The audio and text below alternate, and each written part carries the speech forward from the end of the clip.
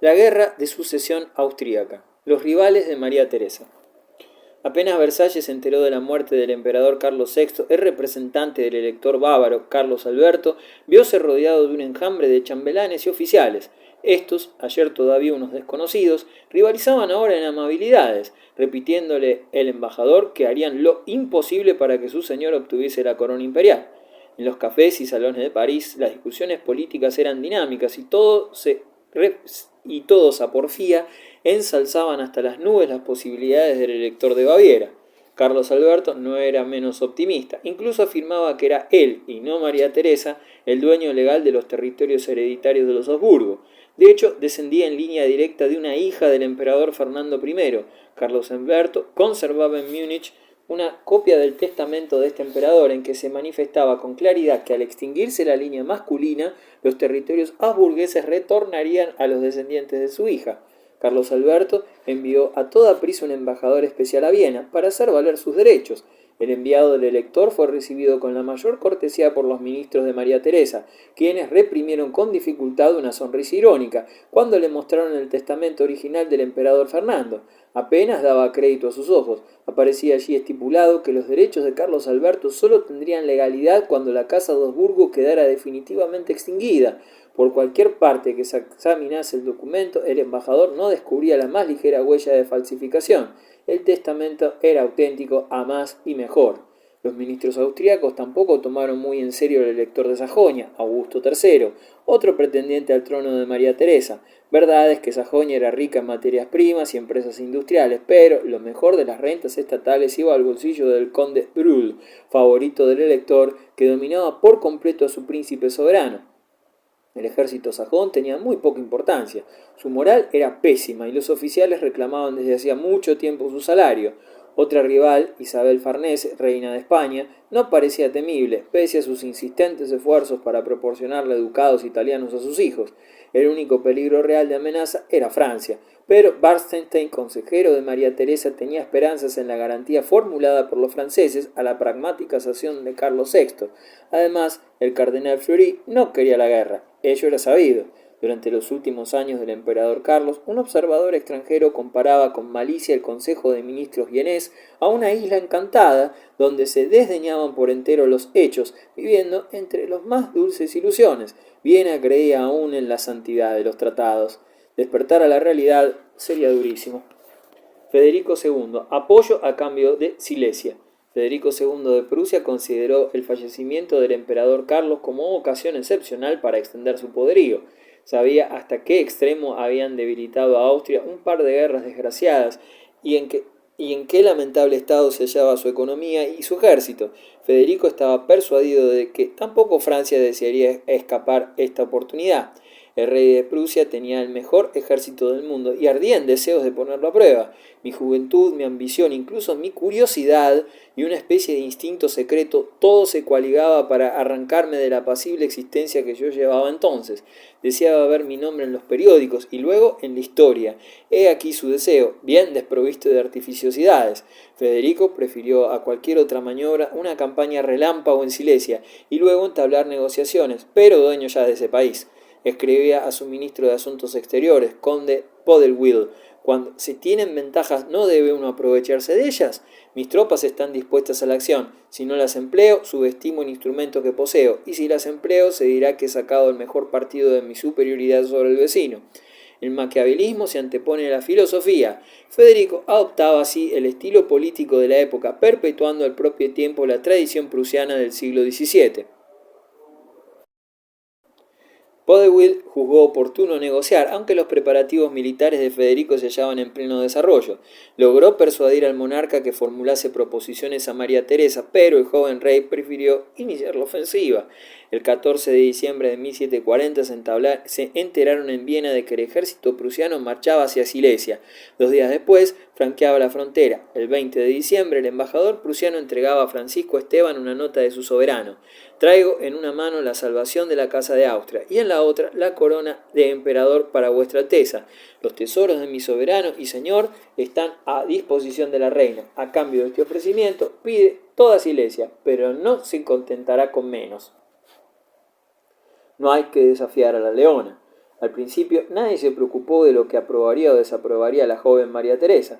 Los enviados de Federico trataban con Francisco Esteban, con un varón, como debían.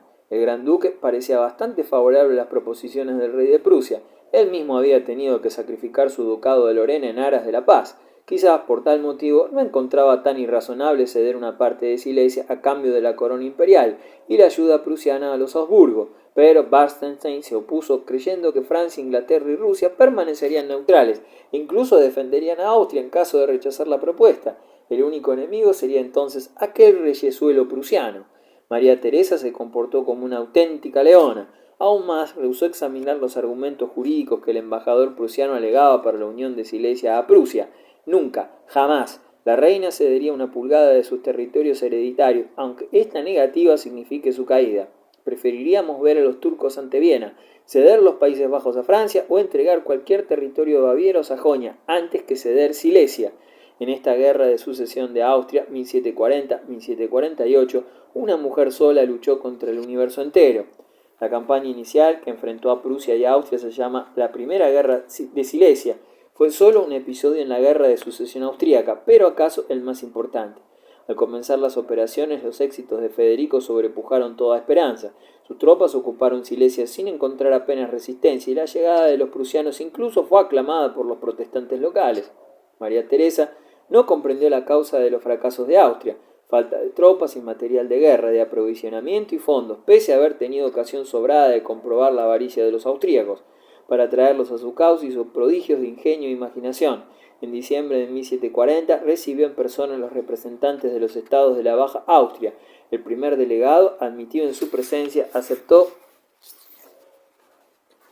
ciertas demandas que los estados habían decidido no admitir. Luego, cuando el hombre se reunió con sus colegas en la antecámara, les informó él del acuerdo y replicó a sus reproches: «Id vosotros mismos a intentar solo rehusarle algo».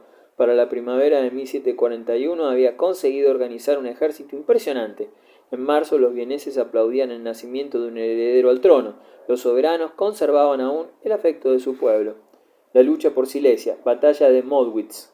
A comienzos de abril de 1741, Federico se informó de que los ejércitos austríacos al mando del general Neipper franqueaban el macizo de Bohemia y penetraban en Silesia, con el propósito de cortar las comunicaciones de Federico II de Prusia, estrategia típica de la época. La prudencia era la primera característica del arte militar a mediados del siglo XVIII.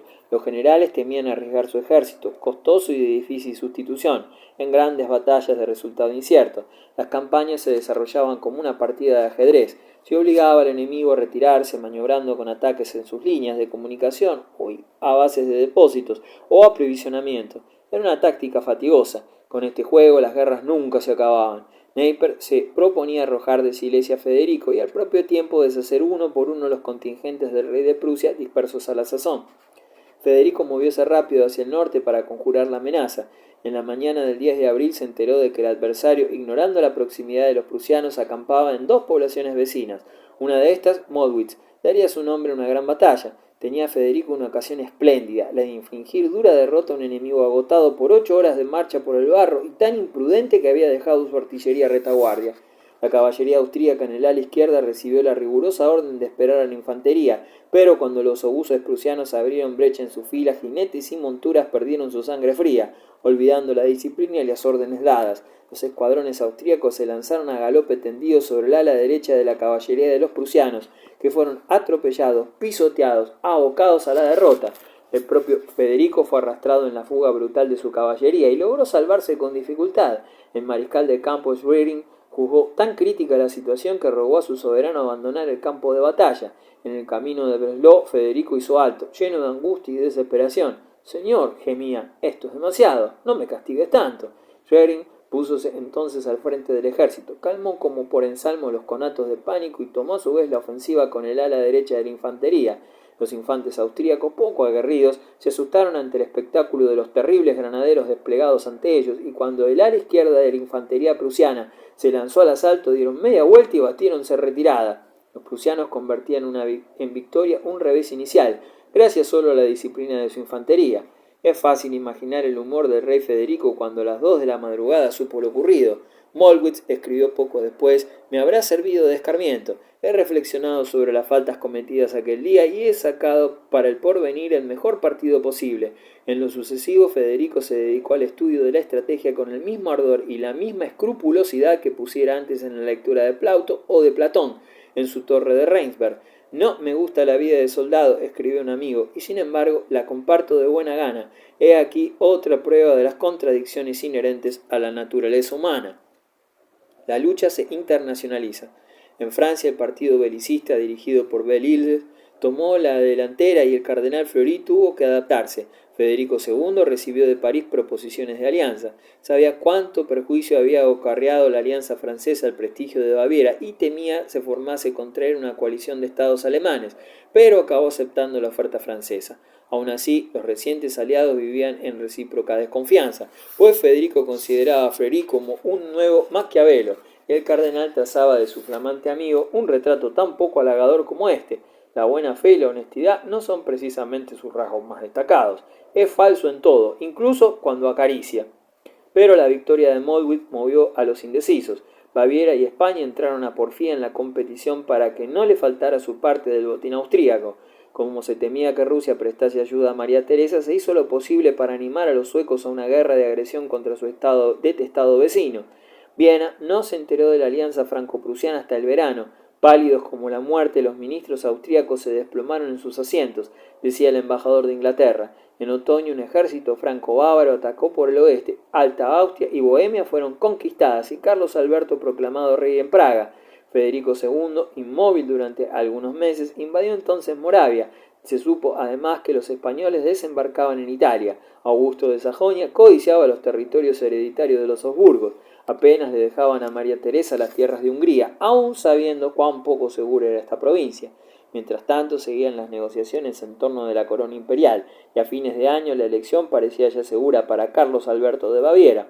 Solo un milagro podía salvar a la casa de Habsburgo, pero nada quebrantaría la confianza de María Teresa. Decidió atacar Baviera en represalia por la invasión de Bohemia, ya que, al apoderarse de Múnich, Carlos Alberto se vería obligado a evacuar Praga. Europa vio con estupor que los húngaros tomaban leal participación en la guerra, un éxito que María Teresa debió solo a su extraordinaria agudeza política y a su encanto personal. Hungría, romántica y caballeresca. Los belicosos húngaros sentían debilidad por la belleza femenina y María Teresa no descuidó ocasión alguna de despertar su entusiasmo. Compareció en Presburgo con la vestimenta nacional húngara, ropa blanca bordada de oro y flores azules con los colores nacionales húngaros flotando sobre la cabeza. El pueblo aclamó a esta reina que, lindísima y graciosa sobre la silla de montar, blandía decidida su espada hacia los 4 puntos cardinales, prometiendo aportar nuevas tierras para la corona de San Esteban. En traje de luto y la corona de San Esteban ceñida sobre sus cabellos rubios, el 11 de septiembre apeló emocionada a la fidelidad de los estados de Hungría. La angustia que nos oprime nos obliga a deliberar con nuestros fieles sobre el medio de apartar los peligros que amenazan a nuestros países hereditarios, así como la propia Hungría. Lo que está en juego es nuestra corona, nuestra persona y la de nuestros hijos. Abandonados por todos, buscamos refugio en el valor y la fidelidad legendaria de los húngaros. También suplicamos a nuestros estados se preocupen sin demora ante el extremado peligro bajo el que estamos a punto de sucumbir. El discurso nada tenía en sí de notable, pero María Teresa provocó profunda sensación a los asistentes. Al aludir a sus hijos no pudo dominar su pena y ocultó su rostro con el pañuelo. La mayoría de los asistentes derramó lágrimas y cuando la reina terminó de hablar todos juraron morir por María Teresa. Vitam nostram et sanguinem concedamus, moriamur pro rege nostro María Teresia. Entreguemos nuestra vida y nuestra sangre, muramos por nuestra reina María Teresa.